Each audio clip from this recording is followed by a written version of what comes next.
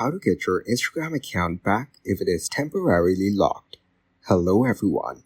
In this video, I will show you how to get your Instagram account back if it is temporarily locked. If your Instagram account is temporarily locked, you will see a message when you try to log in, explaining that it may have violated Instagram's community standards. If you believe the account was disabled by mistake, you can request a review by opening the app, entering your username and password, and following the on-screen instructions. If you don't see a disabled message, it could be a login issue. If your account was deleted by you or someone else with your password, it cannot be restored. You can create a new account with the same email address, though you may not be able to use the same username.